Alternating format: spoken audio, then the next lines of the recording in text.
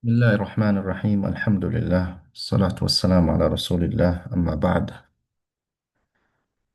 Shukrani zote ni kwa Allah subhanahu wa ta'ala. Namtakia rehma na amani mtume wetu Muhammad. Ndugu washiriki, washukuruni nyinyi pia kwa tenga muda wenu na kujiunga nasi kwa mara nyingine katika mwendelezo wa mafunzo haya ya uongozi, tukiwa katika mada ya aina za uongozi. Na tukiendelea katika aina za uongozi, leo tunaangalia aina ya tatu na ya mwisho katika kundi la uongozi mzuri. Alafu tutaangalia vile vile aina za uongozi mbaya.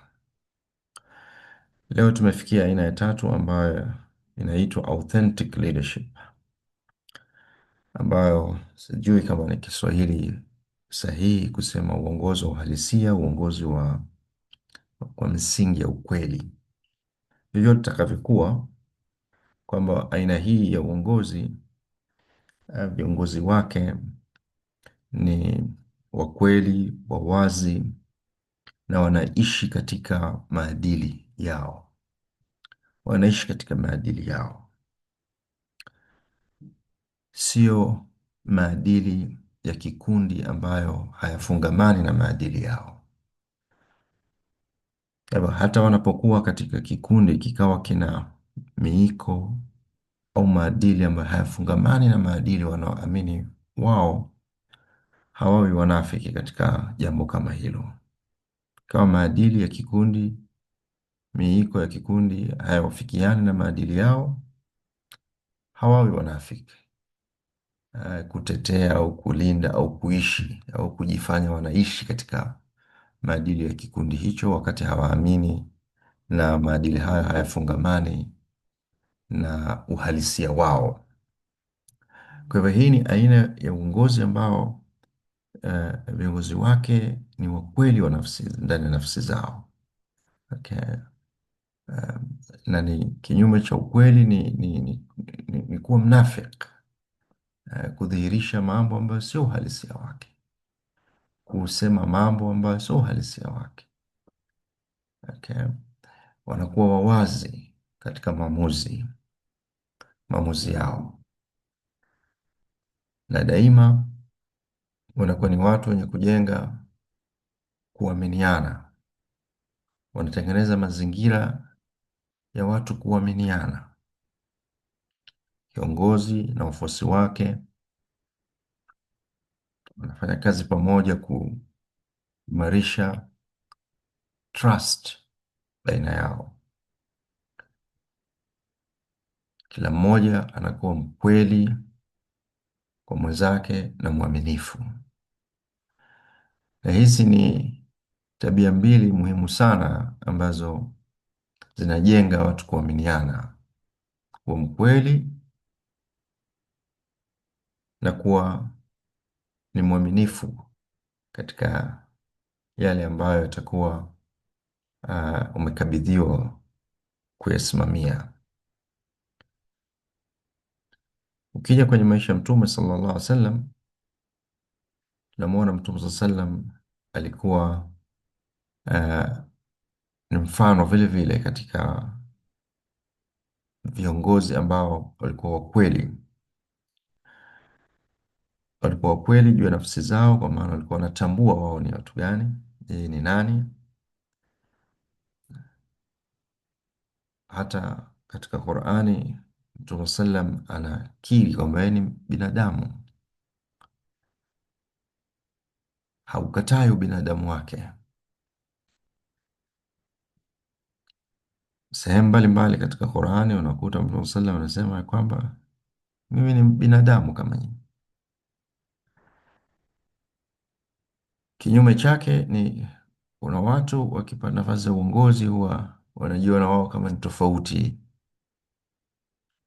na sifa moja kubwa ya ubinadamu ni kwamba unaweza ukakosea na ukapatia, na hivi ndivyo mtu anavyotakiwa awe katika kujitambua.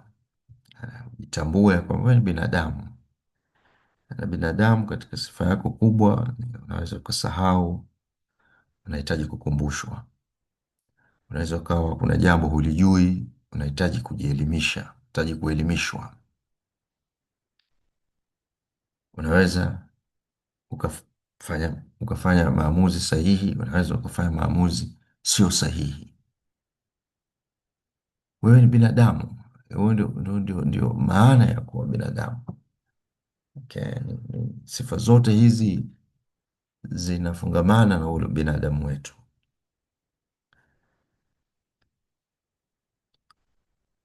Kinyume cha hiki ni mtu kutokuwa genuine, mtu kutokuwa mkweli juu ya nafsi yake na juu ya jamii yake.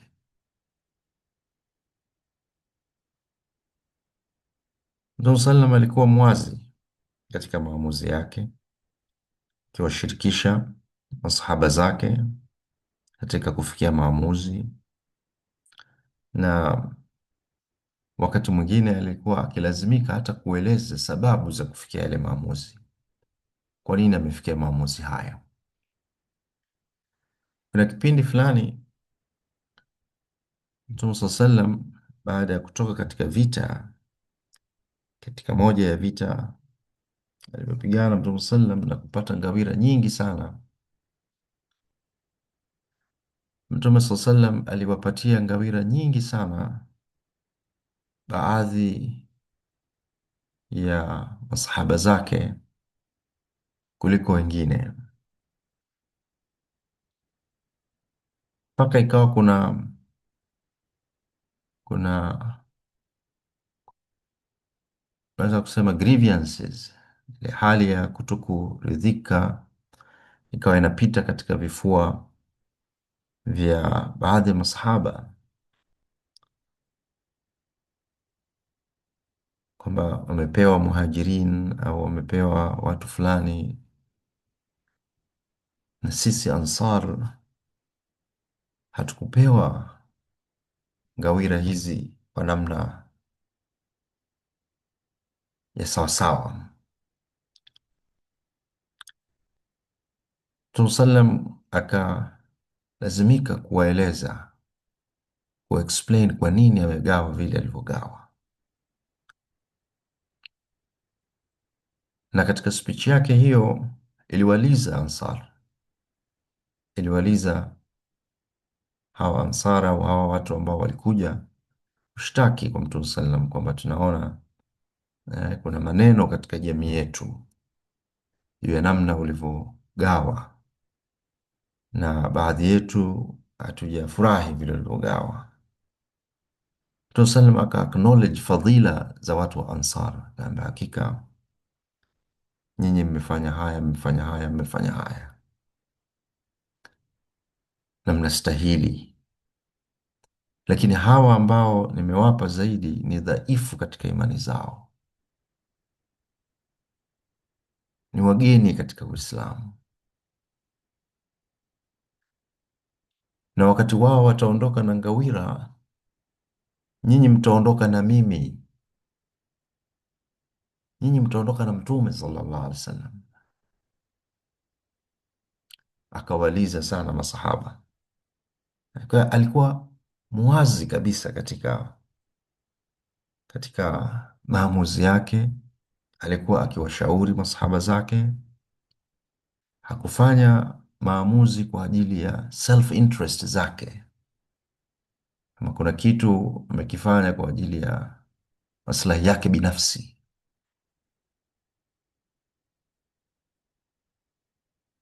alikuwa akisimamia maadili yake, uadilifu. Moja katika vitu ambavyo alijitahidi sana Mtume sallam, na aliishi katika kusimamia uadilifu, mpaka baadhi ya masahaba walikuwa wakimtuhumu juu ya kutokuwa mwadilifu. Mtume sallam akamwambia, kama mimi sitokuwa mwadilifu, nani atakuwa mwadilifu? Na hii inatufundisha jambo ya kwamba ukiwa kiongozi utatuhumiwa vile vile, kama Mtume sallam alikuja alituhumiwa kukosa uadilifu, na ikambidi aeleze, mimi na wewe kuja kutuhumiwa kwa hili au lile katika uongozi wetu sio maswala mageni, wala sio maswala ambayo yanatakiwa kurejesha nyuma, lakini unatakiwa ueleze, ufanue, ushawishi wafuasi juu ya maamuzi uliyoyafanya kwamba ni sahihi, na vile vile wakati mwingine ukiri kwamba pengine hapa hapakuwa sahihi, tumeteleza, tumefanya makosa. Katika kusimamia uadilifu, Mtume SAW sallam hakumwonea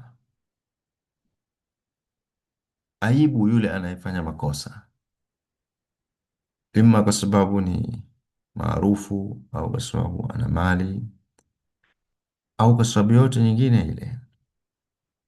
Kija katika masala ya haki, masala ya sheria, Mtume hakuwa na ajizi kabisa. Mtu anayefanya anakwenda kinyume na maadili, anakwenda kinyume na sheria, ataadhibiwa bila kujali nafasi yake katika jamii, wala bila kujali ukaribu wake na Mtume SAW. Kwa hivyo ilipotokea kisa mashuhuri cha yule mwanamke katika ukoo mashuhuri kabisa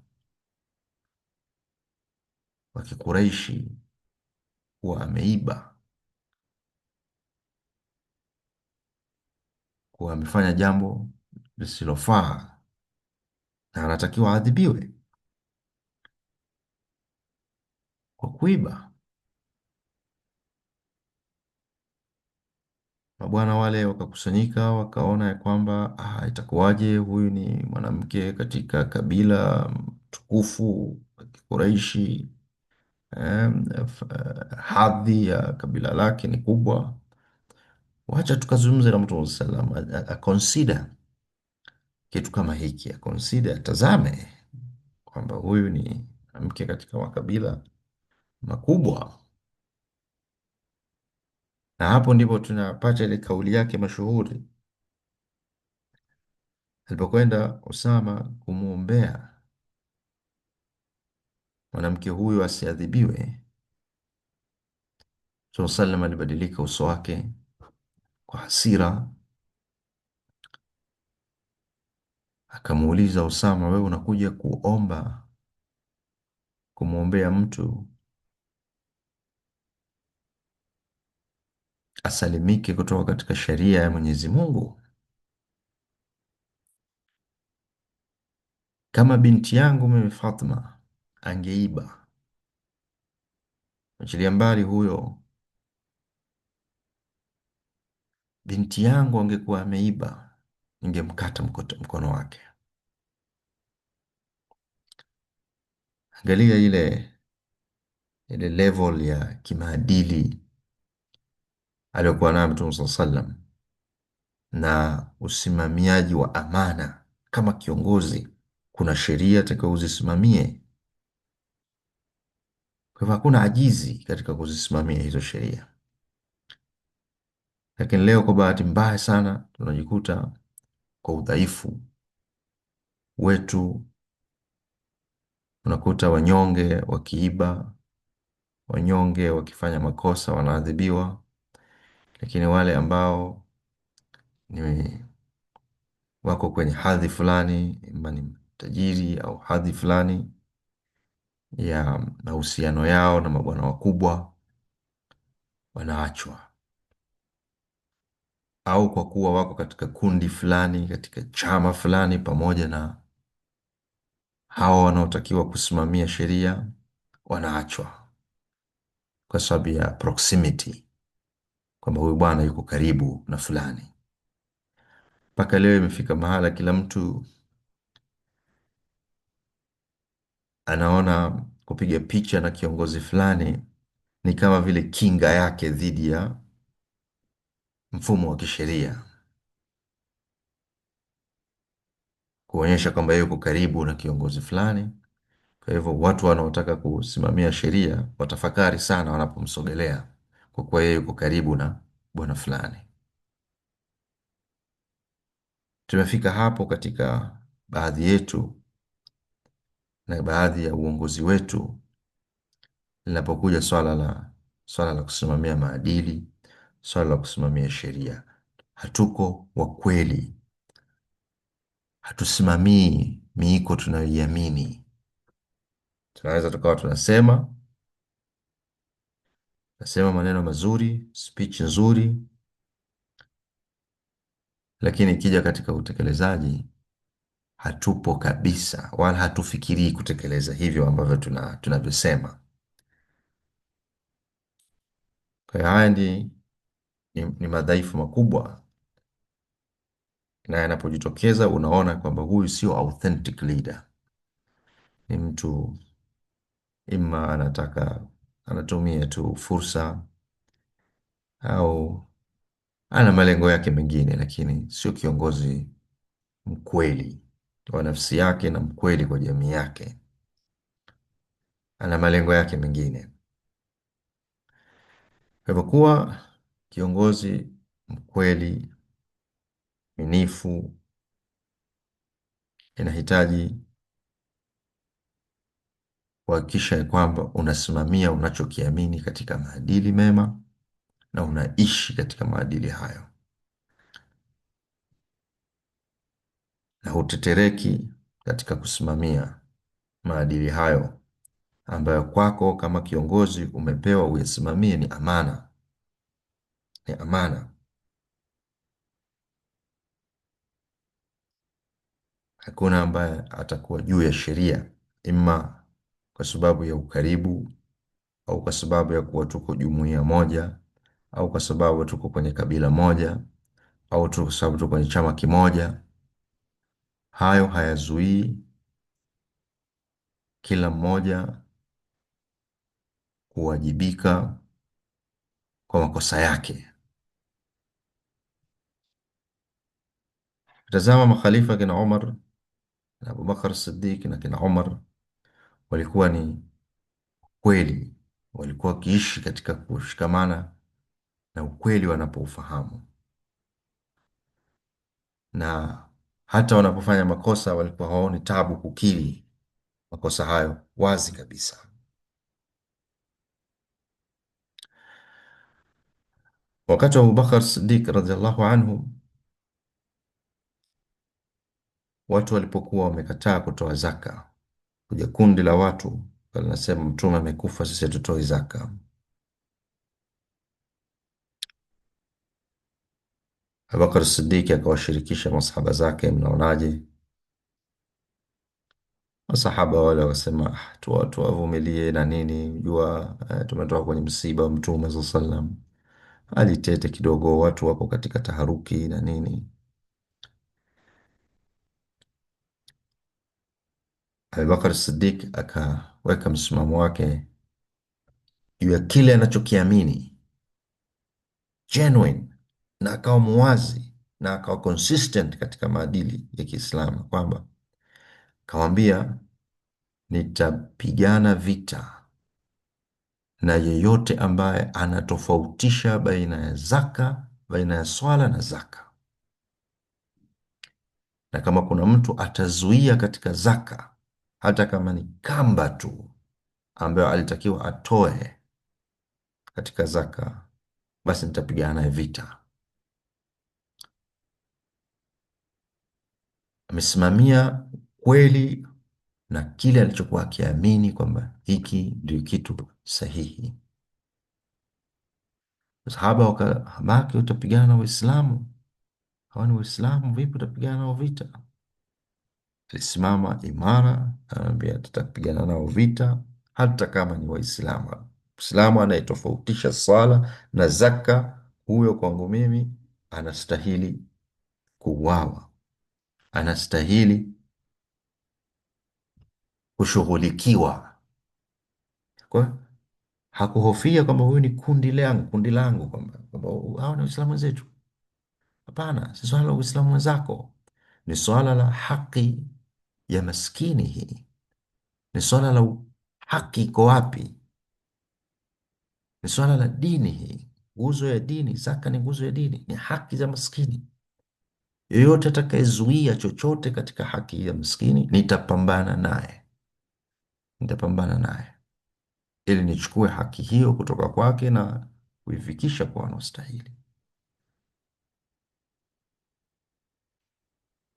Na baadaye kina Umar na wengineo ambao walikuwa wakiona kama huu ni msimamo mzito, msimamo mkali, wakakubaliana naye, wakarudi nyuma na kuona kwamba kweli Abubakar amesimama katika ukweli na uamuzi wake ni sahihi, na wote wakaja wakamuunga mkono katika kupambana na watu hao ambao walikuwa wanataka kuzuia wasitoe zaka baada ya kifo cha Mtume sallallahu alayhi wasallam. Kina Umar naye vile vile katika ukhalifa wake kuna na visa vingi. Vile vile alikuwa kweli, alikuwa muwazi, alikuwa akikubali hata kusahihishwa maamuzi yake mbele ya watu. Kadhia mashuhur, watu walikuwa wakienda kwa Umar ibn al-Khattab kulalamikia mahari kuwa kubwa,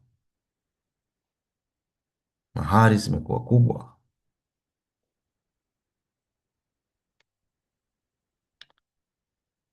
Umar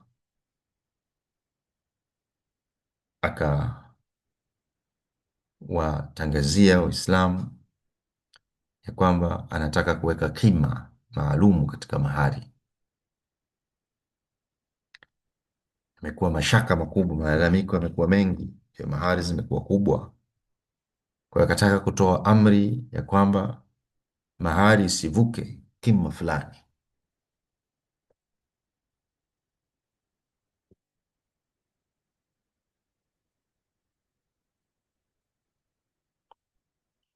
Lakini akasimama mwanamke mmoja jasiri na kumwambia, ewe khalifa wa Mtume sallam, unataka kuweka kima cha mahari hali ya kuwa Mwenyezi Mungu Subhanahu wa Ta'ala mwenyewe hajaweka kima cha mahari,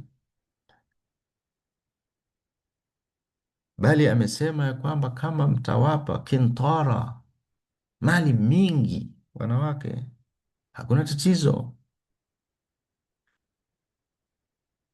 Vipi wewe unataka kuja kuweka kima katika jambo ambalo Mwenyezi Mungu ametuachia sisi, ametupa haki yetu kama wanawake kusema mahari tunayotaka. Haki hiyo ya mwanamke anapotaka kuolewa kusema mahari anayotaka.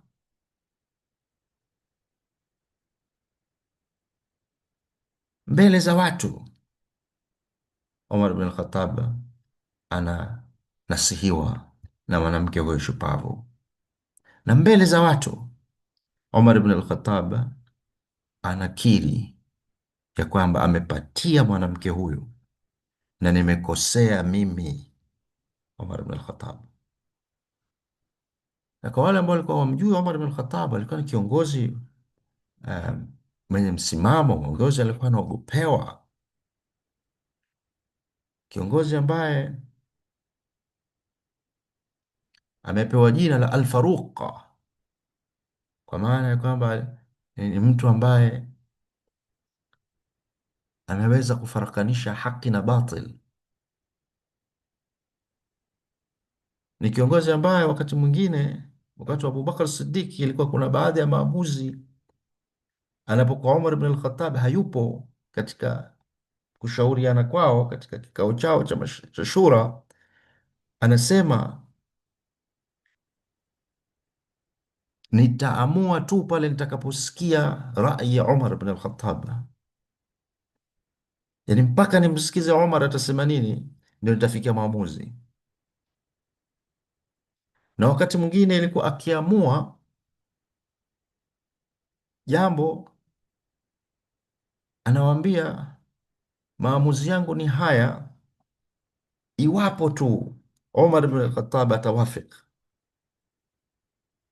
Hii inataka kuonyesha tu nafasi ile ile nafasi ya Omar bin Khattab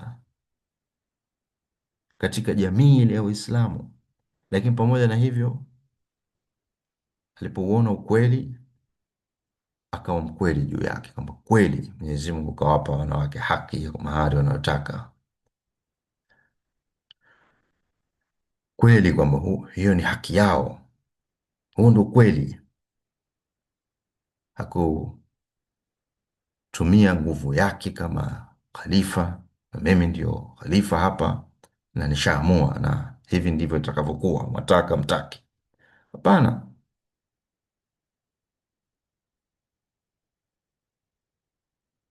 alikiri makosa mbele ya watu, ama nimekosea na amepatia mwanamke huyu, kesi ikawa imemalizika, kesi ikawa imekwisha. Kwa hiyo uongozi kiongozi anapaswa kuwa mkweli kwa nafsi yake, kuishi maadili yake.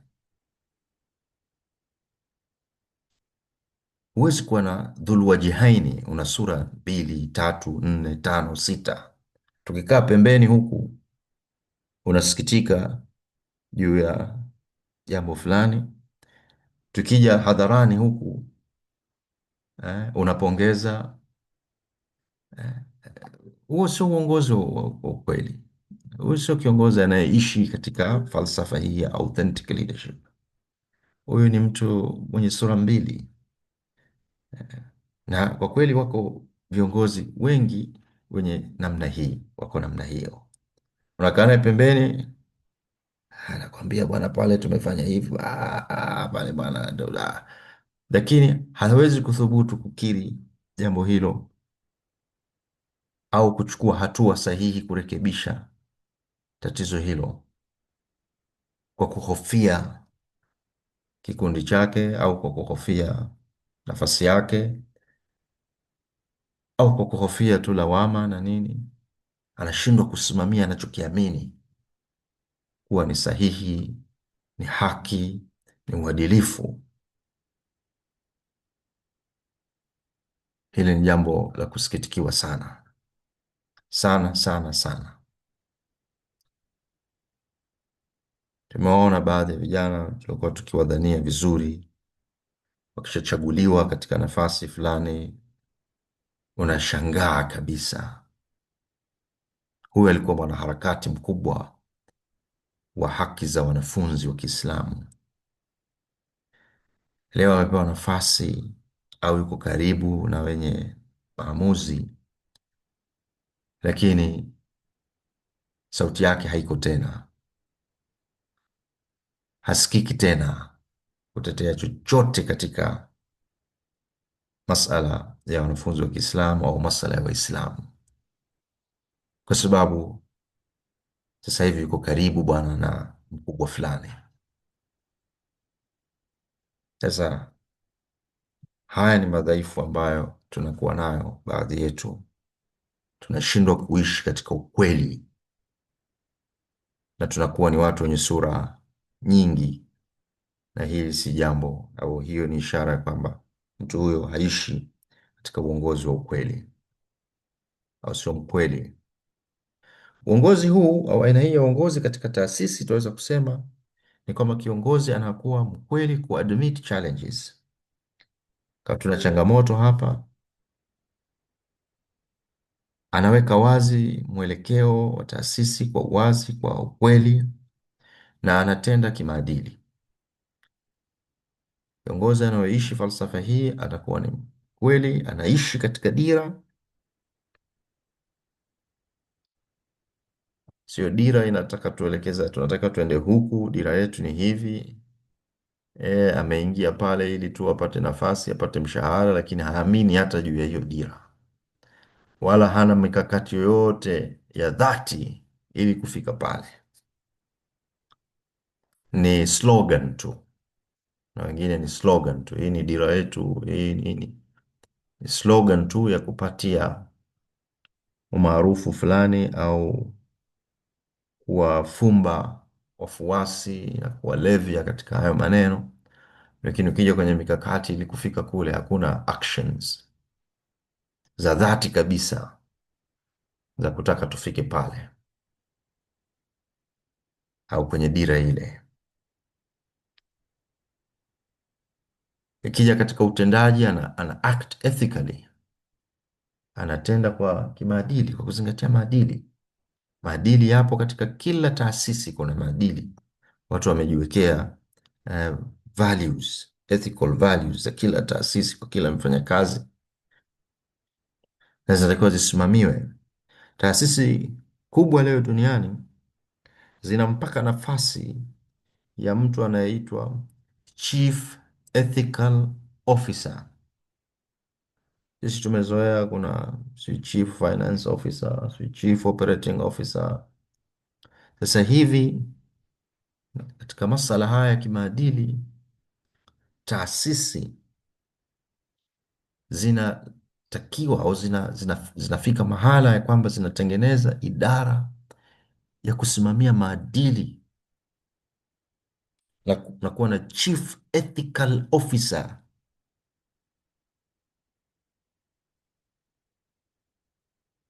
Sisi tunazo tume sijui za maadili, utakuta kuna tume ya maadili ya viongozi, lakini hamna chochote ambacho kinafanywa. Sasa huo sio ukweli, huo sio uongozi wa ukweli. Tengeneza taasisi, tume, lakini hao wanaochaguliwa katika hiyo tume sio wa kweli kuishi katika hiyo dira ya tume au katika malengo ya hiyo tume.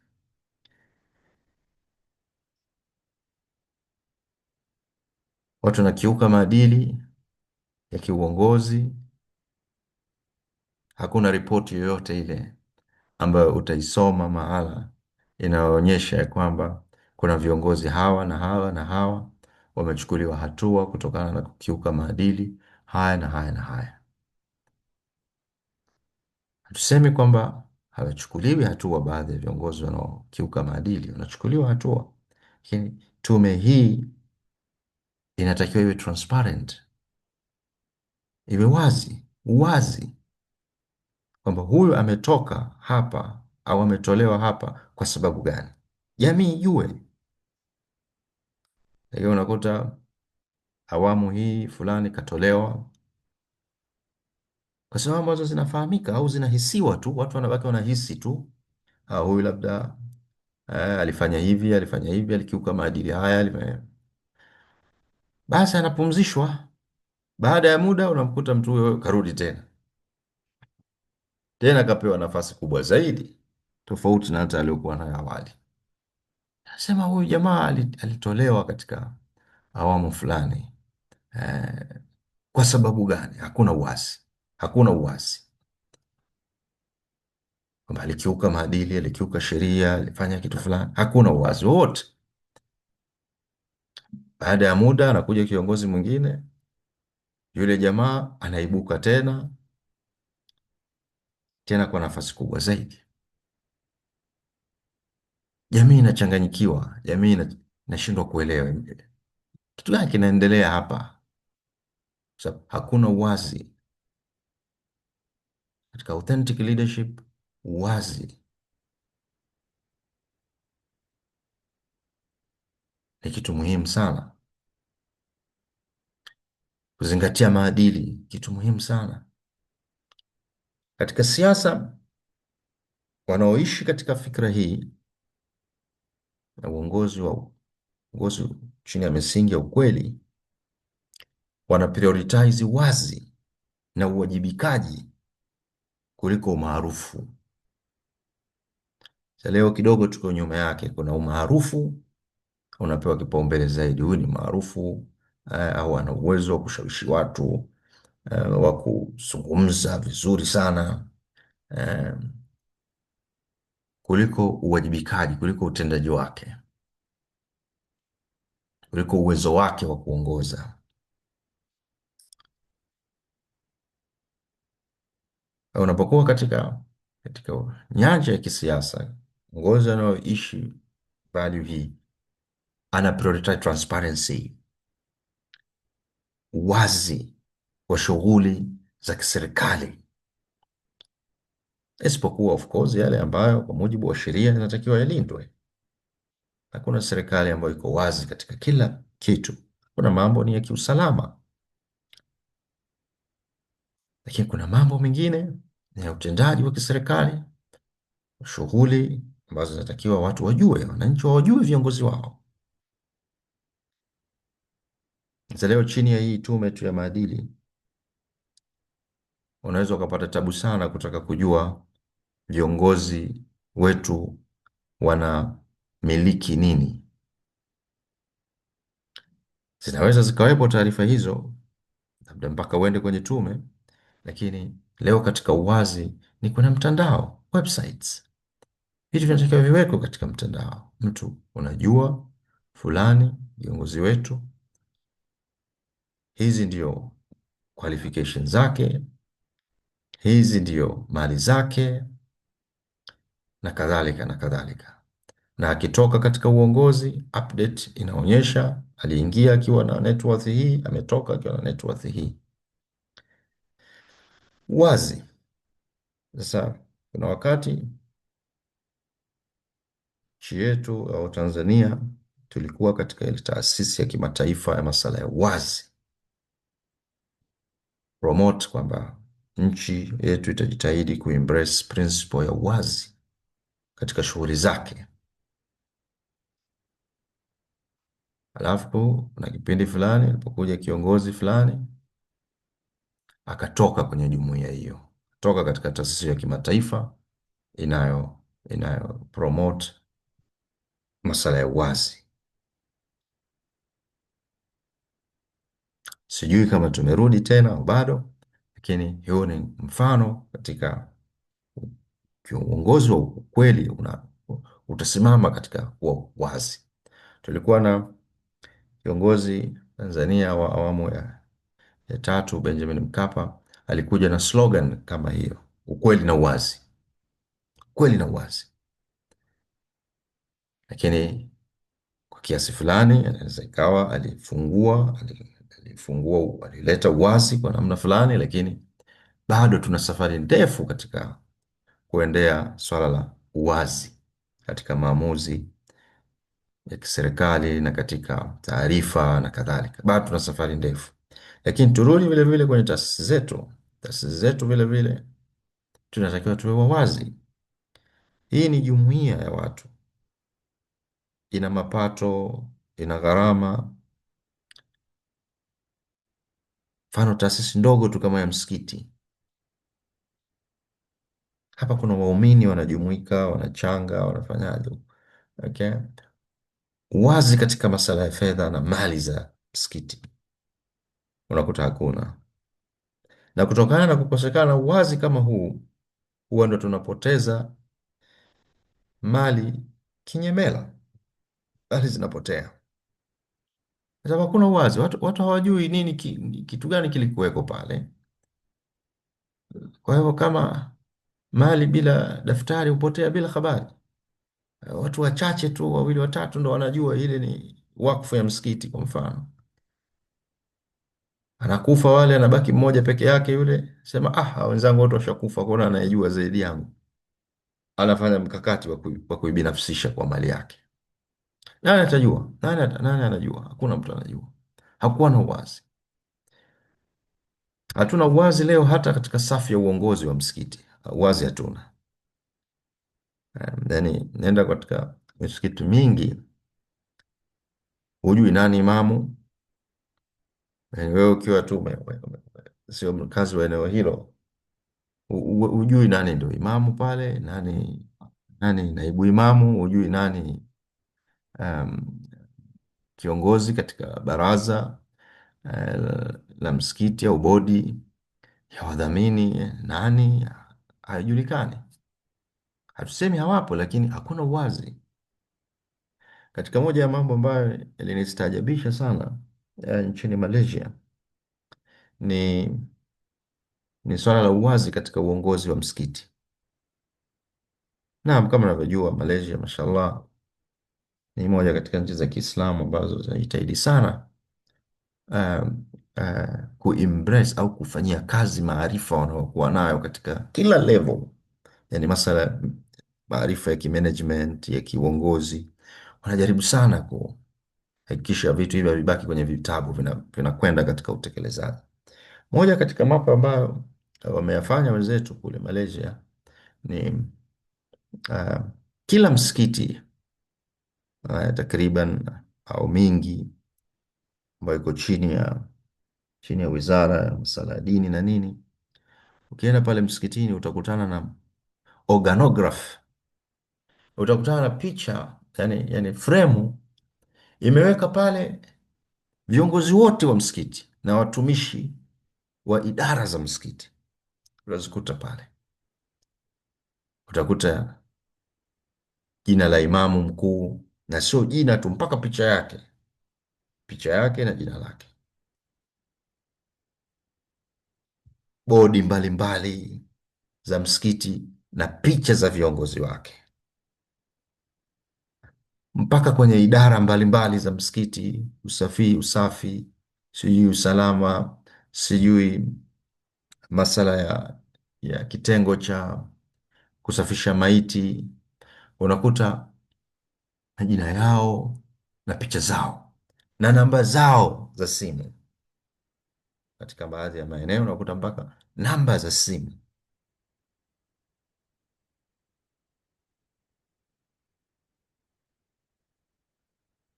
Sasa tujiulize sisi leo, kwa nini, kitu gani kinafanya tunashindwa kufanya kitu kama hicho? Hapa ni kwa msikiti, safu ya viongozi wa msikiti wajulikanwe, waumini wajue imamu wao na namba yake ya simu.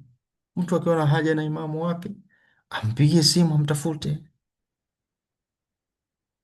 Mtu akiwa na shida na mwenyekiti wa msikiti, namba yake ipatikane. Leo unapata tabu, hata kama unataka kupeleka msaada katika msikiti fulani, kama hutokwenda katika zile nyakati za swala, utapata tabu kweli kweli kupata viongozi wa msikiti, na inabidi lazima ufike pale, na ukifika pale uanze kuwauliza watu wa karibu, kwa jamaa, imamu nani, namba yake, naweza kupata vipi namba yake, anaishi wapi, au mwenyekiti sijui bodi tabu kweli kweli. Na wewe una jambo unataka liwafikie ima waumini au liwafikie hao viongozi, imekuwa changamoto. Sasa tujiulize, kwa nini tunashindwa kuwa wazi katika jambo kama hilo? Masala ya fedha ndio, oho, hapo pagumu kweli kweli.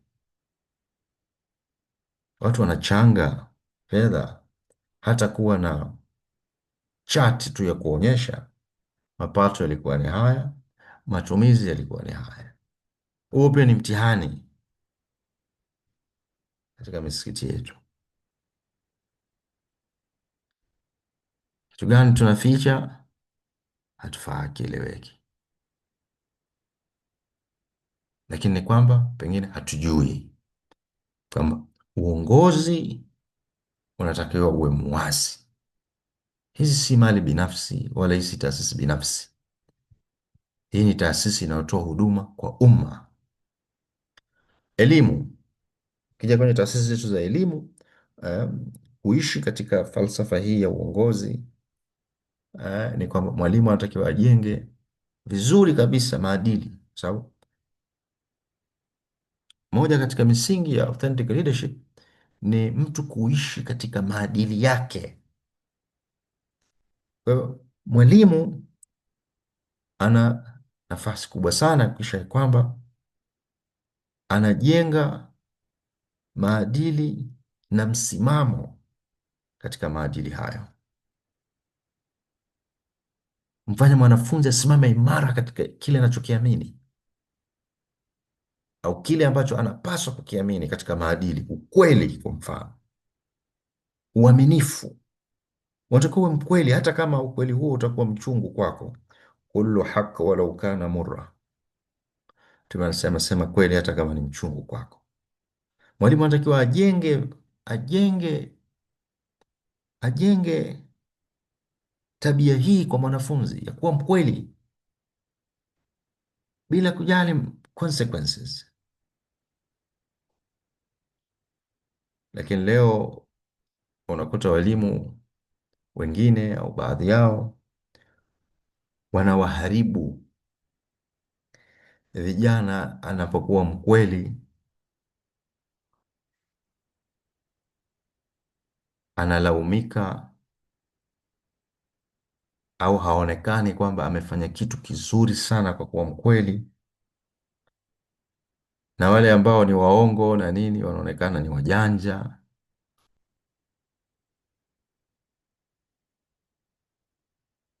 na kadhalika, kitu ambacho kwa kweli kinaharibu maadili katika level ya chini kabisa hiyo ya shule.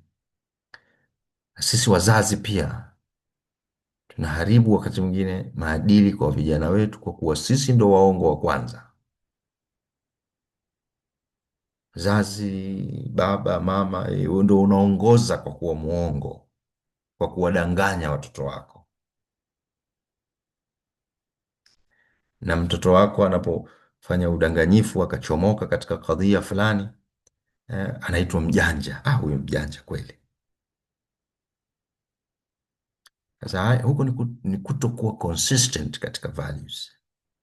Sisi tuna maadili yetu, inatakiwa tuishi katika maadili hayo, kuwa mkweli, kuwa mwaminifu na mengineyo. Kwa hiyo kama wazazi, kama mume, kama mke, tunatakiwa tusaidiane katika kuishi kwa tabia za Kiislamu, wafundisha watoto wetu kuishi katika tabia za Kiislamu, kuwa wakweli juu ya nafsi zao, sio unafiki. Tutaishia hapo katika upande wa aina hiyo ya uongozi ambao ni authentic. Tutaangalia sasa kwa muda uliobaki uongozi ambao ni mbaya. Uongozi mbaya kwa mujibu wa mwanazuoni huyu Profesa Barbara Kellerman, alafu baadaye tutakuja kuangalia uongozi mbaya vile vile katika sura ya Kiislamu. Anasema una sifa kuu mbili. Uongozi mbaya una sifa kuu mbili. Sifa ya kwanza ni ineffective, yani hauna uwezo wa kuleta transformation, hauna uwezo wa kuhudumia, hauna uwezo wa kuishi katika maadili. Ineffective. Lakini hasa ineffective kuleta mabadiliko mazuri. Alafu sifa ya pili ni unethical, hauna maadili. Sasa chini ya ineffective anasema kuna sifa tatu kuu za uongozi mbaya. Katika sifa hii ya ineffective, kwanza ni kwamba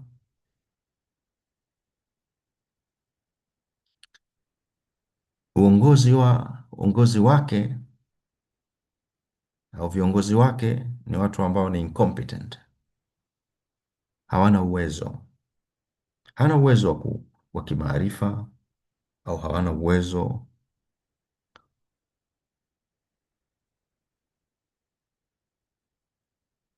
wa kutekeleza wajibu wao.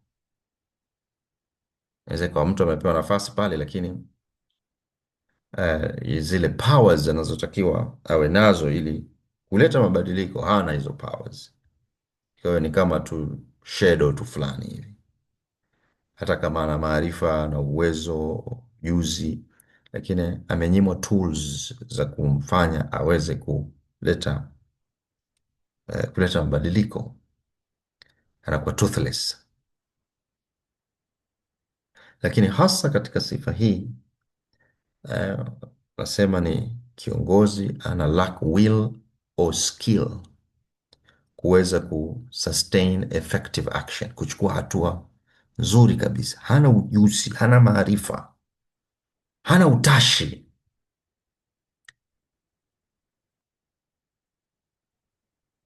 wa kuleta mabadiliko, wa kusimamia jambo lililokuwa sawa kabisa, au wa kufanya maamuzi ambayo ni sahihi. Ima hana ujuzi au hana utashi.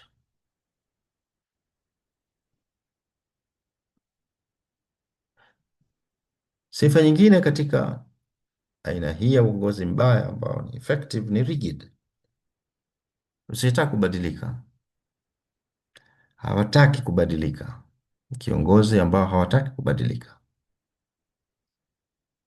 kuendana na mabadiliko, kuendana na ujuzi mpya, kuendana na mabadiliko yanayotokea katika mazingira yao, katika ulimwengu. Wao ni rigid, hawataki kubadilika, hawataki kubadilisha katiba zao katika taasisi, au hawataki hata kama unakwenda kwenye taasisi nyinginezo hazina hata hizo katiba. Hakuna katiba ya taasisi. Watu wanazungumza tu maneno ya jumla tu, katiba yetu ni Qur'ani na Sunna. Ya akhi, katiba Qur'ani na Sunna maana yake nini? Na kama katiba yetu ni Qur'ani na Sunna, naam, hatuwezi kuandika chochote kutokana na hiyo Qur'ani na Sunna. Qur'ani na Sunna zinazungumzia wewe msikiti wako sijui fulani wapi, eh, katika Qur'ani na Sunna unatajwa msikiti wako. Qur'ani na Sunna umejumuisha mambo mengi sana, lakini tunataka tutengeneze katiba kwa ajili ya viongozi na wanaoongozwa katika msikiti huu, kupeana majukumu, kupeana mamlaka na mipaka ya mamlaka. Na mamlaka yako haya na mipaka yako ni hii. Waumini wajibu wao ni huu, haki zao ni hizi. Tunataka tubainishe haya, yawepo katika maandishi, katika muktadha wa taasisi yetu, na hayo yawafikiane na Qur'ani na Sunna. Hivyo ndivyo vinavyotakiwa kuwa. Lakini watu viongozi wengine ni very rigid, bwana, tuandike katiba kwamba katiba yetu Qur'an na Sunna bwana. Sasa unataka kwenda na mabadiliko, unataka kwenda mabadiliko katika governance, ni kwamba wanaoongozwa na wanaoongozwa kutakuwa na document, it is documented, wajibu wa kila mtu, mamlaka yake na mipaka yake. Kwa lazima tuendane na mabadiliko, innovation. Leo mambo yako kidigitali. Misikiti itatumia njia hizi za kidigitali katika kufikisha dawa, katika jukumu moja kubwa ambalo baadhi ya misikiti au misikiti mingine haina hata program za dawa. Watu ni kuswali na kuondoka, hakuna dawa program. Na kama zipo dawa program, hawatumii innovative tools. Leo tuna teknolojia mbalimbali. Leo kwa mfano, misikiti mingapi iko katika social media na ni active katika kufikisha ujumbe wa Kiislamu? Utakuta michache sana. Kwa nini? Kwamba haifai msikiti kuwa na page ya X kwa ajili ya kucommunicate, kufikisha dawa yake? Haifai kwani msikiti kuwa na akaunti yake Instagram, ya Facebook na nyinginezo? Ni kwamba watu we are not adapting. Hizi ni njia za kidigitali za kuufikia umma. Sisi bado tumebaki tu na njia zile zile. Hakuna hata YouTube page, YouTube channel. Lakini Swali ni kama kweli tutakuwaje na hata hizo YouTube channel wakati hata hizo harakati za kidawa zenyewe hazipo. Leo tunaona katika baadhi ya misikiti, katika baadhi ya nchi jirani, unakuta masha Allah, msikiti huko una Twitter account yake, una YouTube account yake, okay? Una Instagram pages zake, na una dawa inafanyika, una department kabisa kwa ajili ya kumanage hizi social medias, hotuba za Ijumaa, madarasa mbalimbali, taarifa fulani kwa umma zinatolewa kwa kupitia hizo social media zao. Sisi bado tuko rigid, hatubadiliki, hatutaki kubadilika. Ndio natolewa mfano katika nchi ya South Africa kule, ambayo ni moja katika nchi ambazo kama unavyojua ziliathirika sana na ugonjwa wa ukimwi. Fikiri mpaka sasa bado South Africa ni katika nchi ambazo kuna waathirika wakubwa sana wa ugonjwa wa ukimwi. Zilipokuja hizi dawa za ARVs, dawa za kusaidia kupunguza uh, athari za kimwili, athari za ugonjwa wa ukimwi na yale magonjwa ambayo yanaambatana nayo, na Thabo Mbeki wakawa wanazikataa dawa kama hizo, kwamba hizi ni mambo ya kimagharibi haya na nini. eh, Bali baadhi ya fikiri Jacob Zuma alikuwa anasema unaoga tu, ukioga tu basi upate ukimwi. Toka kufanya kile kitendo na nini, nenda zako ukaoge, ukioga tu hakuna tena tatizo la ukimwi. Wakawa zile preventions hawazihitaji, hawazipromote, wanapromote vitu vingine ambavyo sio effective, na dawa ambazo zinatakiwa zitumike ambazo ni effective wao hawazitaki dawa hizo, wanasema hizi ni dawa za kimagharibi, sisi tuna njia zetu nyingine. Rigidness. Na hata sisi pia wakati wa wakati wa COVID hapa tuliona mambo ya kustaajabisha kabisa. Um, Watu wakasema hapana, tutaki vaccines, tutaki kinga hizo na nini. Well, hizo kinga ni debatable, zina side effect na nini. Sasa hatutaki za kimagharibi, tutengeneze za kwetu. Haya, issue ni effectiveness. Ipi ni effective katika kukabiliana na tatizo na ugonjwa husika? Sasa baadhi ya viongozi wanakuwa very rigid. Sifa nyingine katika ineffective ni intemperate, yani unakuwa na uongozi chini ya kiongozi ambaye hawezi kujizuia na anaweza kufanya mambo nje ya maadili au nje ya sheria na hakuna anayeweza kumzuia. Akuta kiongozi anaweza kusema tu jambo lolote, anaweza kufanya jambo lolote na wafuasi wasimfanye chochote, na wale wanaopaswa kusimamia maadili wasichukue hatua yoyote. Sasa inatolewa mfano ya kiongozi waliopita wa nchi ya Urusi ambaye alikuwa na tabia ya ulevi kupindukia, ni mlevi kupindukia, kiasi cha kwamba hata katika shughuli za kiserikali na nini anakuja akiwa anaonekana amelewa kabisa. Huyu jamaa amekunywa, mlevi, amelewa, na anaenda kukutana na viongozi wa nchi nyingine.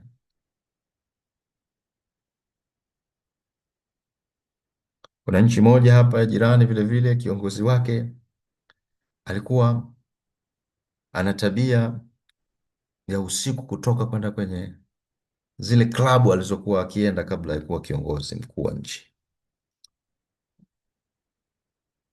kwenda huko na kunywa pati na nini kwenye hayo maeneo ambayo alikuwa amezoea kwenda kabla ya kuwa rais katika ujana wake na nini.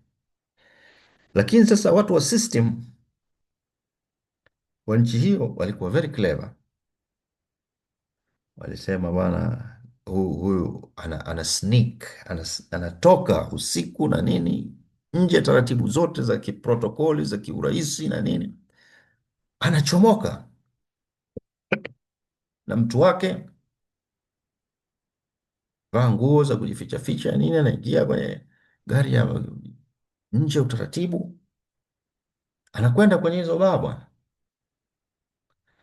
Watu wa usalama walipoona jamaa huo ndo mwendo wake, ikabidi watengeneze false flag, wakatengeneza mazingira ya ujambazi katika baa hiyo.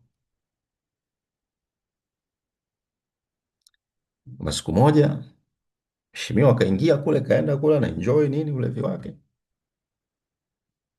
watu wa usalama wakawaingiza watu pale kama ni majambazi, piga pale mtafaruku mkubwa sana, mabunduki na nini. Ah! Ikawa ni tabu kubwa sana, lakini watu wa usalama wale wale wengine wakajitokeza, wakamrescue, wakamwokoa. Wanasema ya kwamba hiyo ikawa ndio mwisho wa tabia yake hiyo ya kusneak, kwa sababu jamaa aliogopa kufa kwanza katika tukio hilo, alijua atakufa, atauliwa hapo na majambazi, ikawa wameshatia hofu kubwa sana ya tabia hiyo, na inasemekana tabia hiyo ikakoma. Kwa hivyo wanatokea wakati mwingine viongozi wako out of control, tabia fulani za hovyo za kudhalilisha labda viongozi wenzao, au wao wenyewe kufanya matendo ya kujidhalili, ya kidhalili, wanatakiwa wawe controlled. Kama kuna namna ya control watu wa namna hii na viongozi wa namna hii. Unapokuwa hakuna control ya viongozi wanaotoka nje ya mstari katika maadili kadhalika, unakuja kuwa na unakuja kukosa effectiveness katika kusimamia au katika kuendesha shughuli za taasisi na kadhalika. Haka tunaona katika majumba, unapokuwa na mzazi mlevi is out of control.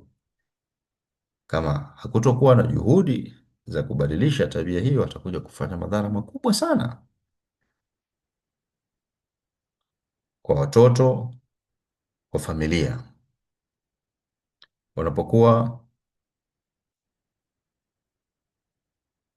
na tabia uzinifu, kiongozi wa familia, na ukaachwa tu, utaleta madhara makubwa sana katika familia.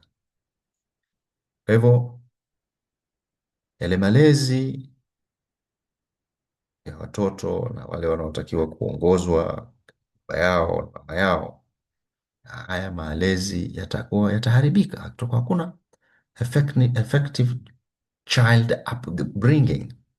Mtoto atakuwa hawezi kulelewa inavyotakiwa kulelewa. Kwa hivyo hizo ni ni sifa katika uh, au ni sifa ndogo. Zote hizi zinachangia kwa namna moja au nyingine katika kufanya uongozi kuwa mbaya, kuwa ineffective.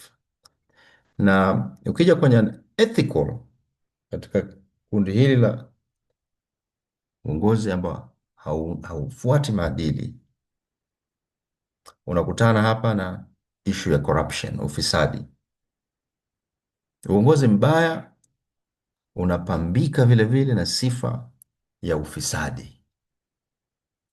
Viongozi wenyewe na wafuasi wake, kiongozi na kundi lake ni waongo, ni wezi, wanaiba.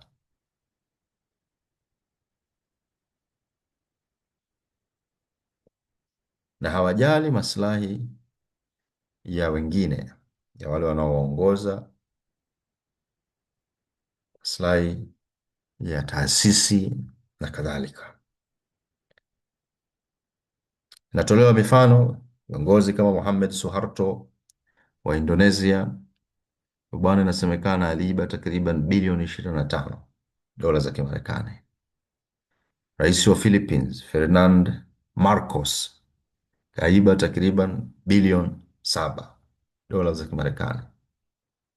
Kina Viktor Yanukovych eh, bilioni 5 dola bilioni 5. Mwingine Mobutu Sese Seko dola bilioni 5.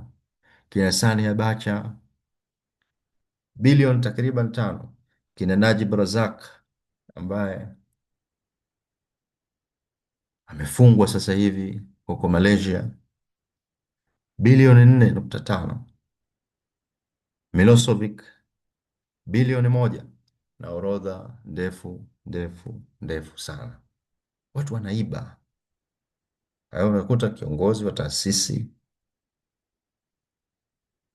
anaiba au anatengeneza mianya ya wafuasi wake kuiba na vitu kama hivi, na anajua wizi unafanyika, badala ya kuuzuia inakuwa ni kama vile kuusifia na kuupamba. Msiibe sana, inakuwa lugha kama hizo bwana. Mimi najua kila mtu anaiba, basi msiibe sana.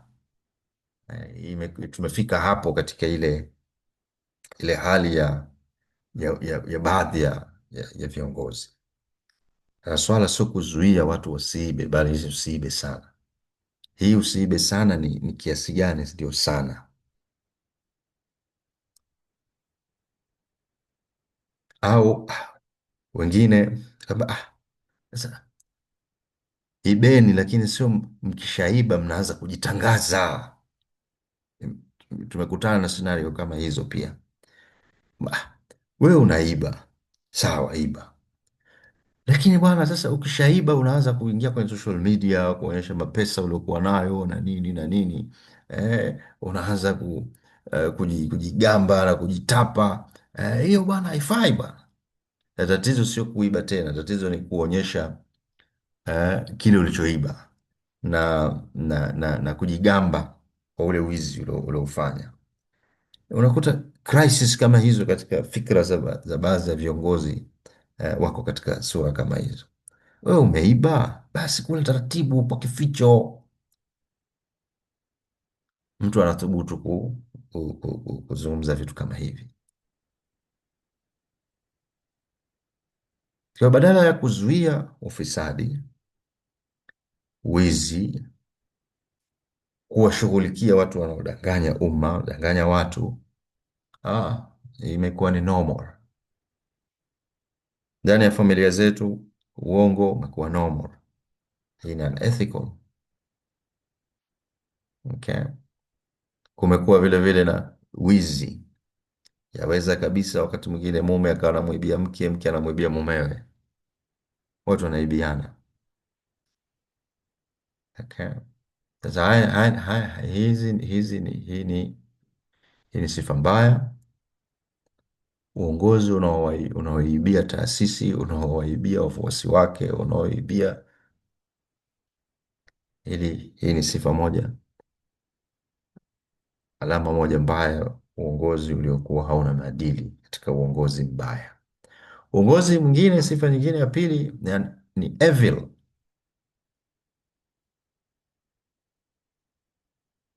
Na evil ni kusababisha madhara kwa wengine, kusababisha madhara, physical and mental harm, kwa wafuasi wao au kwa wale ambao wako nje ya kundi lao.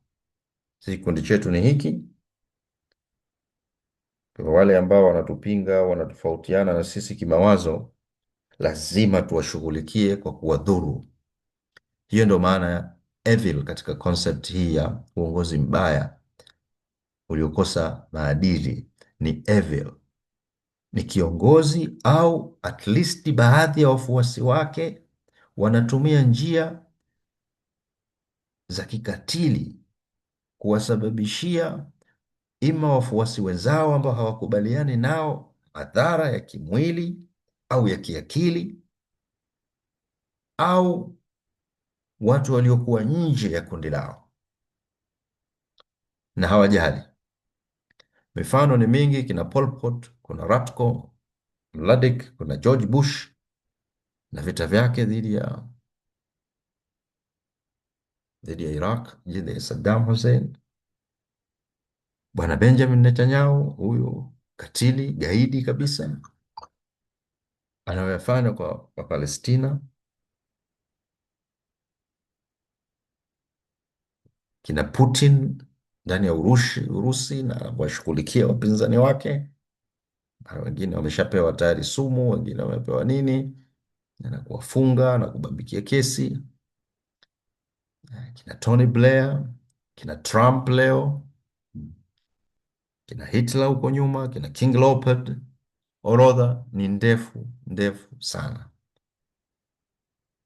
Yes, of course katika vitabu hivi vya kimagharibi viongozi wote wa kimagharibi wanakuwa hawatajwi, wao wanawaframe viongozi wa nchi nyingine. Hii ni mifano ambayo ni mimi mwenyewe ndio nimeiweka, lakini mwandishi wa kitabu hiki atawataja viongozi wale katika nchi zile nyingine kwa sababu ya biases walizokuwa nazo, kusababisha madhara na maumivu kwa wale ambao hawakubaliani na wewe ndani ya taasisi. Tutawashughulikia hao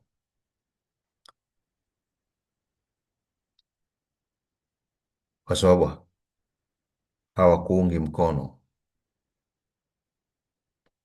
Ina George Bush na vita vyake vya ugaidi, you are either with us or with them, yani ugaidi, ima uwe pamoja nasi kutuunga mkono katika vita ya ugaidi au na wewe ni gaidi. Na magaidi tunawafanyaje? Hakuna mfumo wa kisheria wa kuwakamata na kuwapeleka mahakamani na kuchukua hatua za kisheria. Hapana, tukikudhania tu wewe ni gaidi, tunakuweka kwenye orodha, tunakushughulikia.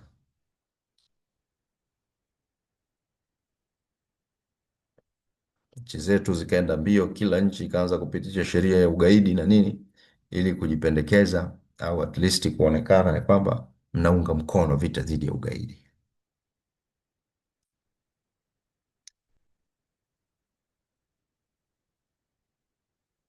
Colors. Huu ni ubinafsi wa viongozi au baadhi ya wafuasi wao. Hawajali kabisa kabisa maslahi ya wafuasi wao walio wengi. Na sisi ni taasisi, tuna safu za viongozi na tunawaongoza. Sisi tunaangalia tu kile ambacho kina maslahi na sisi, na chochote katika mahitaji ya wengi. Wengi wanahitaji jambo fulani, lakini jambo hili linahatarisha maslahi ya kikundi chetu au ya sisi safu ya uongozi, jambo hilo halipewi nafasi, kwa sababu sisi tuliokuwa katika nafasi ya juu hapa tutapoteza labda power yetu au ushawishi wetu au mapato yetu. Okay. Kwa hivyo hii ni tabia ya kuto kujali maslahi ya wengi. Wachache wanalinda maslahi yao dhidi ya maslahi ya wengi.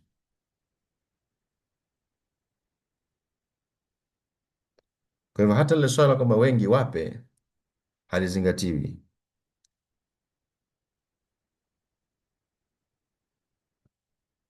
Kwa ni kuto kujali kabisa watu wanachokitaka, bali unachokitaka wewe. Kiongozi wa msikiti, watu wanataka uwazi. Wewe kiongozi wa msikiti, wanataka uwazi katika mapato na matumizi ya fedha ya mali ya msikiti. Lakini nyinyi kama viongozi, kwa ubinafsi wenu na kwa sababu zenu mnazozijua, hamtaki kuweka wazi, hamtaki kuweka wazi, hamtaki kuweka wazi, si tu sadaka za msikiti, bali hata malipo mnayojilipa hamtaki kuweka wazi.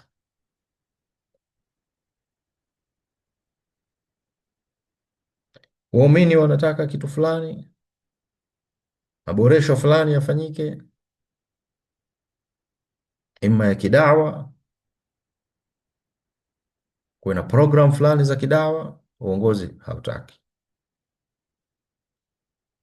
Nakumbuka katika msikiti mmoja ambao uko katika eneo ambao tunasema ni eneo nyeti kabisa kwa ajili ya kufanya dawa kwa wasiokuwa Waislamu.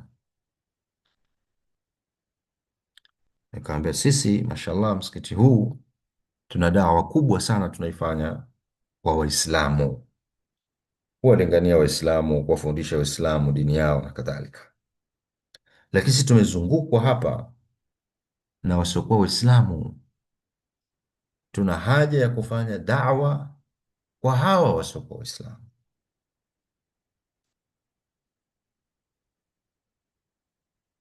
Tuweke taratibu, kama ni kwa wiki, kama ni kwa mwezi, kuwe kuna juhudi fulani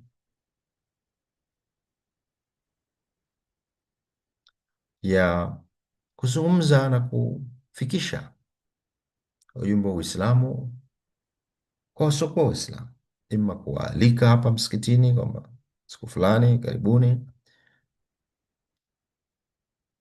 yote si kwa Muislamu anataka kujua Uislamu, anataka kujua tunafanya vipi ibada zetu na nini, aiwe ni kuwaendea,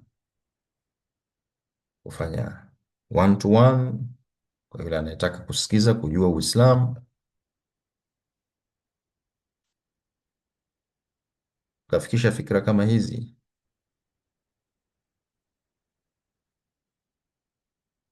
Tukaambiwa kwamba okay, tutakwenda kwenye kamati. Baadaye huyu kiongozi utakuwa anafuatwa na kuulizwa, bwana, kamati imeamua vipi? Kamati imeamua vipi? Bado. Miezi ikawa inapita tu, hakuna chochote ambacho kikafanyika, mpaka fikra hiyo ikafa hivyo. Kwa hivyo zile needs za wafuasi hazipewi nafasi yoyote. Hayo ni viongozi na wale wanaowataka wao, yanafanyika. Ama wafuasi, hata mje na fikra mzuri kiasi gani, haipewi nafasi. Kwa hiyo ni mifano ya uongozi wa namna hii, tabia kama hiyo ambayo ni mbaya kabisa. Viongozi wanachokiangalia ni fikra zao, ni wabinafsi kifikra, wabinafsi kwa namna yoyote nyingine, tena yale ambayo wafuasi wanayataka au jamii inayotaka kozi katika mambo ya kheri, hapewi nafasi. Insula ni kiongozi au baadhi ya wafuasi wake wanakataa kabisa ku acknowledge destructions, yaani kukiri kwamba tumefanya mambo mabaya, mauaji ya kimbari. Wanakataa kabisa kuwajibika kwa makosa ambayo ima wameyafanya wao au wamewafanya wafuasi wao. Yaani ni mfumo wa kulindana na mfumo wa kufumbiana macho kwa yale makosa yanayofanywa na wengine. Kwa kuwa ni naibu mwenyekiti wako, au kwa kuwa ni mtoto wako, au kwa kuwa ni kiongozi mwenzako, anasababisha madhara, na wewe ni kama uliopigwa ganzi. Maana ndio insula, ni kama vile umepigwa ganzi, umetulia tu hivi, huoni kitu, umepigwa ganzi kali kabisa. Bwana huyu anatukana watu, anatukana wananchi, Na ilitokea mambo kama haya, kiongozi mmoja akazungumza neno makali sana dhidi ya kina mama wale ambao walikuwa wanataka kwenda kujifungua katika hospitali zile za umma, kwa maneno makali sana, lakini unakuwa kama hujasikia kitu, kama hakuna kitu kimetokea, unakuwa insular, yani kama acknowledge kabisa kwamba huyu ametoka nje ya mstari.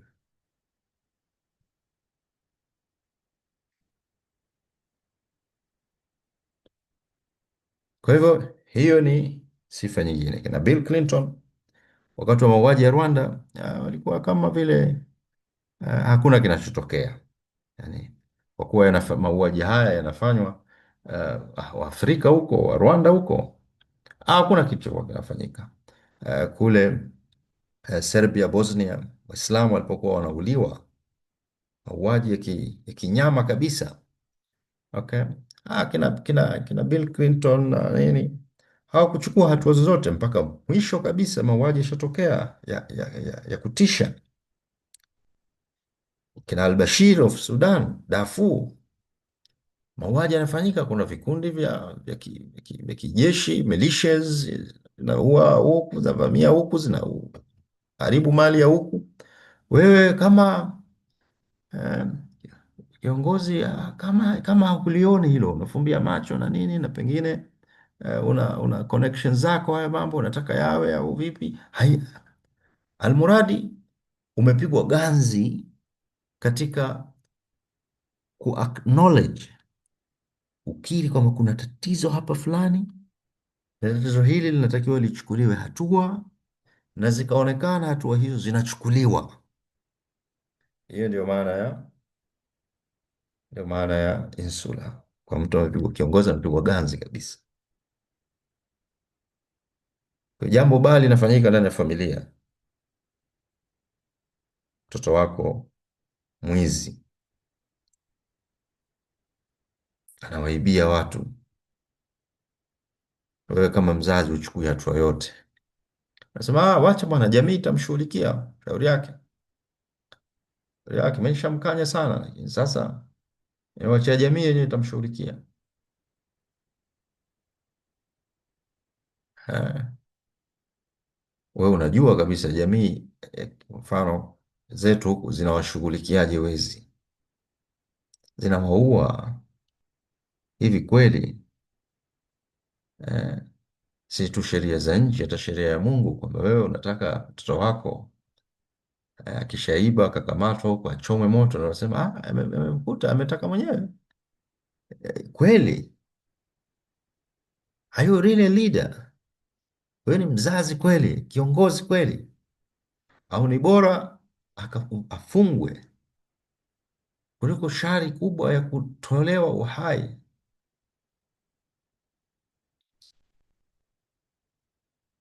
Bora afungwe, aende kwenye correction centers, tafutiwe namna ya kumsaidia kisaikolojia, kutafutia sawa.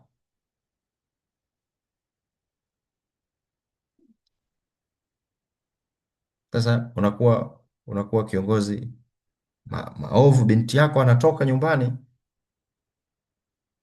hajavaa kisheria, wala hutaki kujua anatoka vipi, amevaa kisawasawa, hajavaa kisawasawa. Na kama hajavaa kisawasawa, you don't acknowledge kwamba hivi unavyovaa sivyo sawa.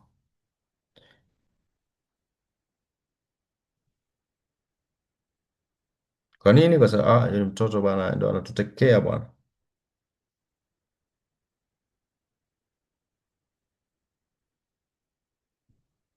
Kwa hiyo mifano ni mingi na tunaweza kuiona, ganzi zimepigwa kwa baadhi yetu kama viongozi, tumepigwa ganzi katika taasisi zetu, tumepigwa ganzi. Kuna mambo tufanya kama hatuyaoni vile, mambo ambayo sio ya sawa, hatufanya kama hatuyaoni, kwa hivyo hatuwezi kuyasemea, hatuwezi kuyakemea, hatuwezi kuyapongeza kama hatuoni vile.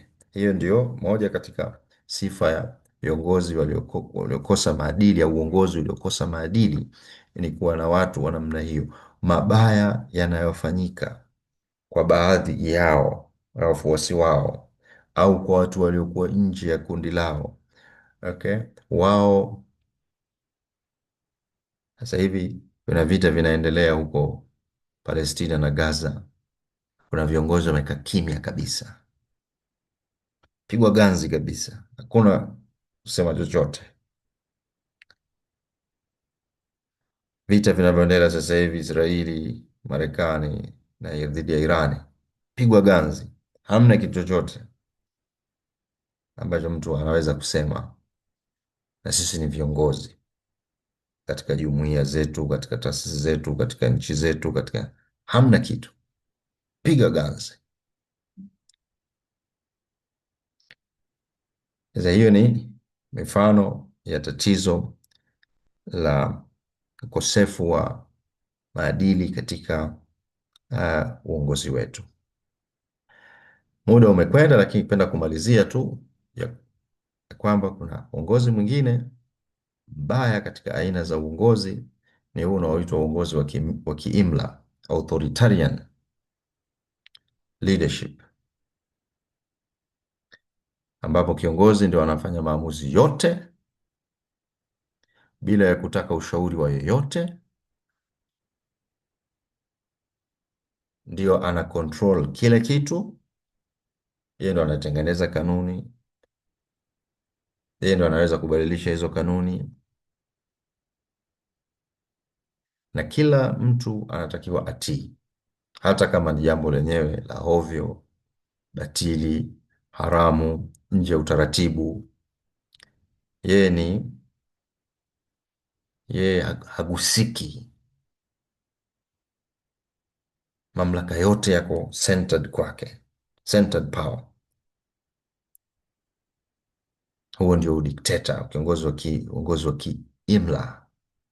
Kiongozi ndio anadhibiti maamuzi yote katika taasisi, na hashauri, halazimiki kushauri. Akishauriwa halazimiki kuchukua ushauri, kama ambavyo wenyewe tunasema za mshauri, lakini halazimiki kufuata ushauri. Umeona? Au wengine wanasema kiongozi hata kushauri halazimiki kuitisha baraza au kuwa na kamati yake na kuwashauri wengine. Anaamua tu mwenyewe analotaka kuamua yeye, na wengineo ni watu wa kufuata tu. Sheria, kanuni zinawekwa kali kabisa, ambazo wafuasi wote mnatakiwa kuzifuata isipokuwa yeye tu. Yeye sio lazima kufuata hizo kanuni. Hizi ni kanuni za wafuasi wafuate. Limited input, hahitaji mchango wa mawazo wala wa fikra kutoka kwa wafuasi wake au waliokuwa nje ya kundi lake. Top down communication, siku zote maagizo yanatoka juu, watu wanatakiwa wafuate tu maagizo, maelekezo, okay? Na hakuna hata haja ya feedback, kwamba okay, maelekezo haya yamepokea, yamefanywa kazi, matokeo yake yamekujaje?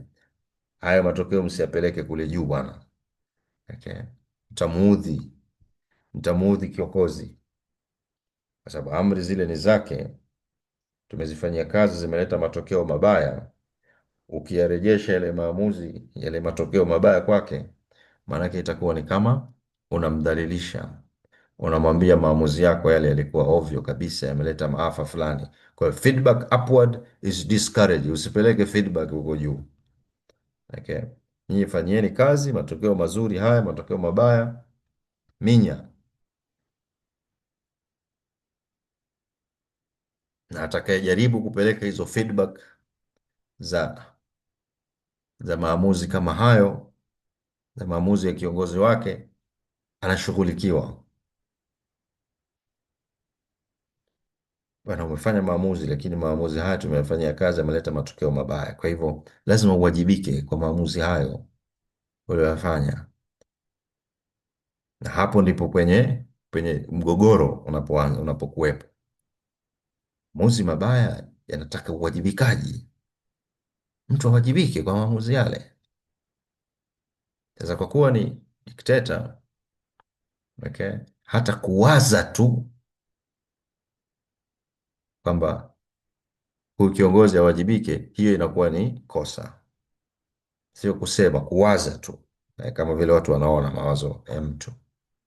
Okay. Control and discipline, msisitizo ni watu kutii, wata kufuata kanuni na kufuata ile hierarchy, kwamba lazima jambo lifuate zile safu zilizowekwa za kimaamuzi.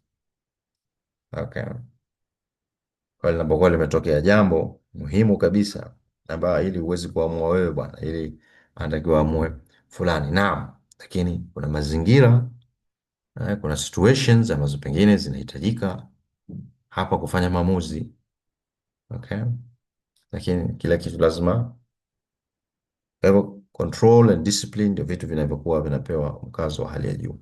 Uislamu tunasema una discourage oppressive authoritarian leadership.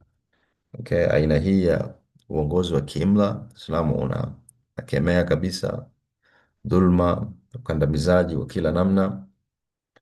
Okay, Mtume Muhammad sallallahu alaihi wasallam aliembrace shura, bali kwa amri ya Mwenyezi Mungu, washawiruhum fil amri. Kwa hivyo tunasema swala la shura, la kushauri, la kushauri na kushauriwa ni swala center katika uongozi chini ya misingi ya Kiislamu. Washauri, Mtume sallam anaamrishwa awashauri, washawiruhum fil amri, washauri katika mambo yao. Mwenyewe Mtume sallam anasema ad-dinu nasiha, dini ni kupeana nasaha. Kwa hivyo nasaha hizi sio tu kutoka kwa kiongozi kwa wafuasi wake, bali na wafuasi kumpa nasaha kiongozi wao, na pale penye haki, penye ukweli, penye uadilifu, ndipo tunapotakiwa kusimama. Tunasimama na uadilifu na haki, sio mtu.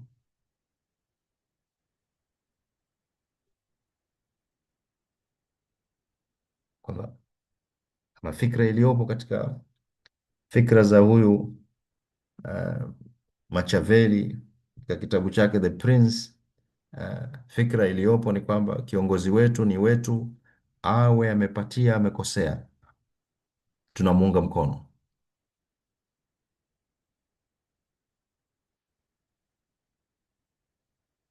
Lakini kuna kupeana nasaha, bana, hivi ulivyofanya au maamuzi haya, kupeana nasaha. Na kiongozi anatakiwa afungue moyo wake kupokea nasaha. Kwa uongozi wa Kiislamu unataka viongozi washauriane na wafuasi wao, wapokee ushauri, wawe na huruma na wasiwakandamize wafuasi wao au watu wao.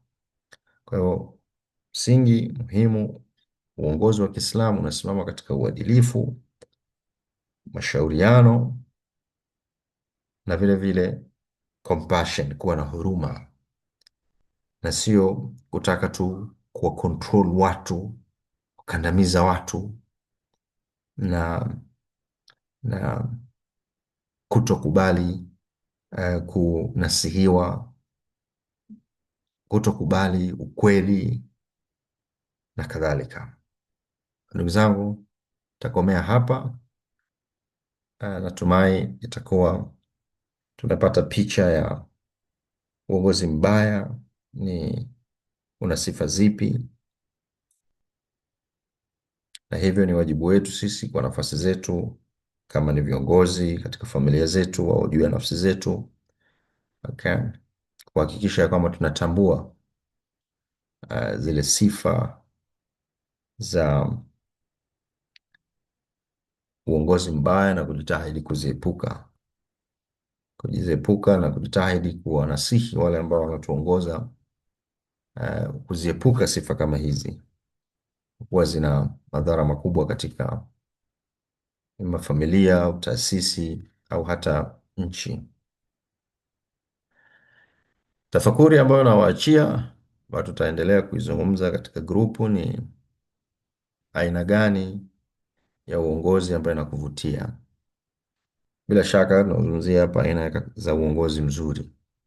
Katika zile aina za uongozi mzuri, ipi ambayo inakuvutia zaidi? Na je, umeshakutana na aina ipi katika hizi aina za uongozi mbaya? Sisi ni wafuasi, sisi wengine ni viongozi.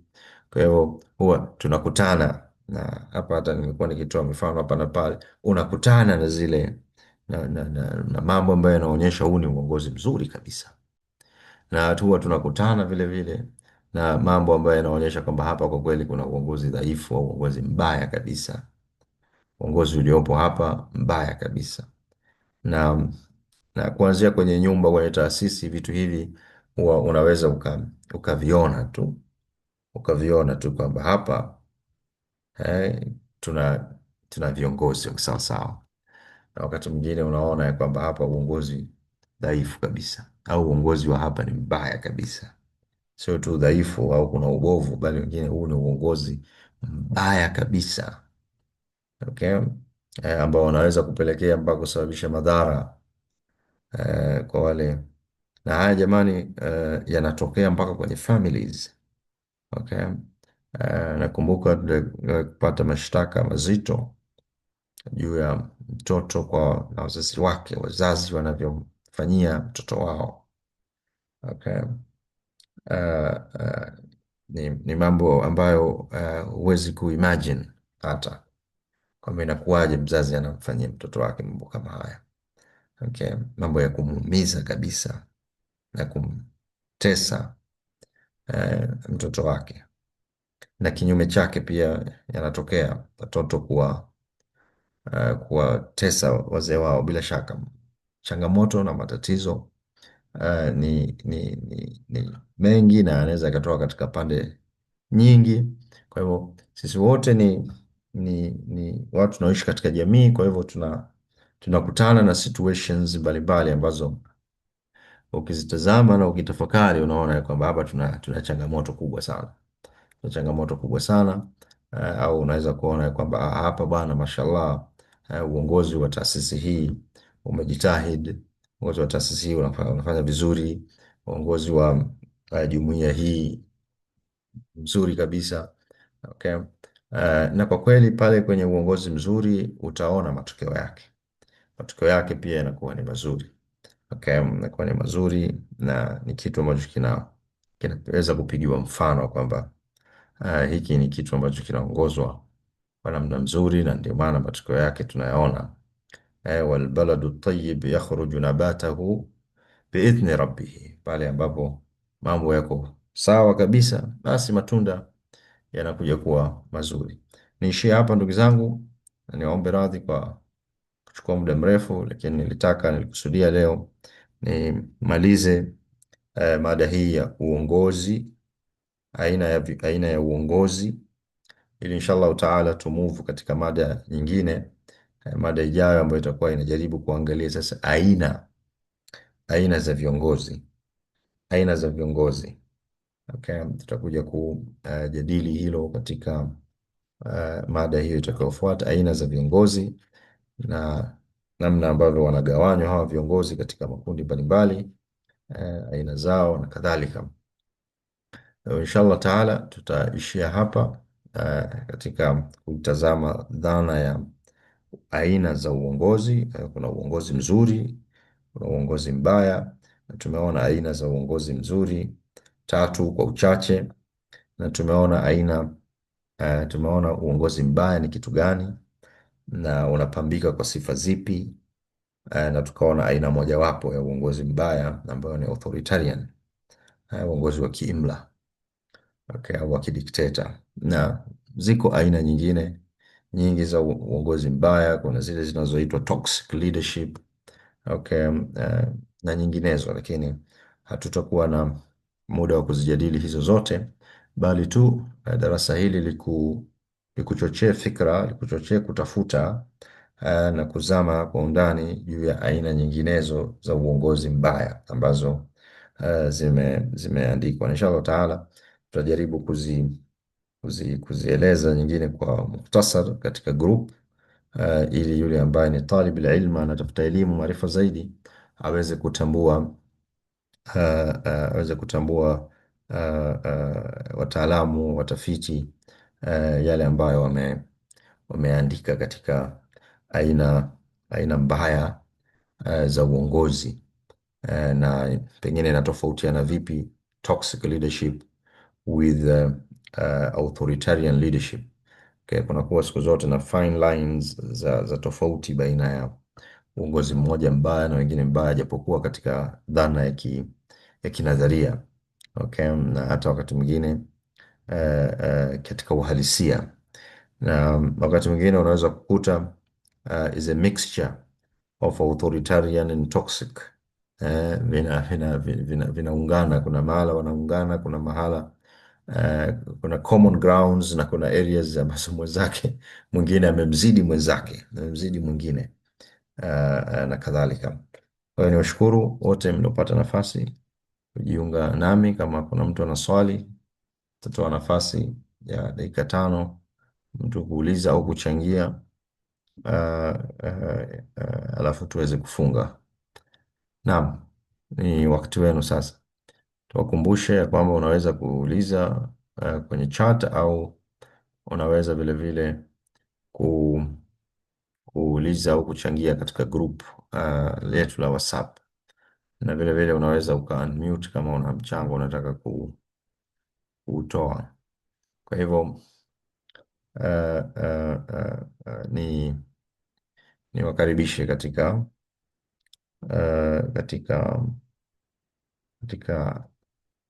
nafasi hii sasa ya kuuliza au kutoa mchango. Kuna yoyote ambaye ana swali au anataka kuchangia?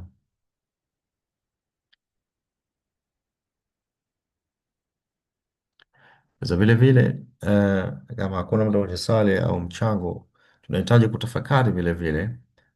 Swali la tatu pengine ni vipi tunaweza kudhibiti, vipi tunaweza kudhibiti uongozi mbaya. Okay, hizi zinaitwa mitigations. Hatua gani zinapaswa zichukuliwe ili kuzuia kusiwe na uongozi mbaya. Mfahamu, sasa hili ni swali ambalo linahitaji muktadha, kama ni muktadha wa familia, muktadha wa kitaasisi, au muktadha mpaka wa kidola. Wataalamu wa masuala ya uongozi wana ideas nyingi katika mambo gani yanatakiwa yafanywe ili kudhibiti. Pengine tunaweza tusizuie kuja kwa uongozi mbaya na viongozi wabaya, lakini kudhibiti ule uongozi mbaya. Okay. Ili usiathiri taasisi au familia au nchi kwa upana wake. Kwa hivyo tutajaribu kuyajadili hayo katika group, hizi mitigations dhidi ya uongozi mbaya. Haitoshi tu sisi kujua uongozi mbaya na sifa zake na nini, lakini muhimu ni kutambua namna gani ima tuna immunize vizazi vyetu dhidi ya uongozi mbaya, au taasisi zetu dhidi ya uongozi mbaya na kadhalika. Nafikiri mnaona leo huko Marekani watu wanavyopata tabu na kumcontrol Trump. Okay.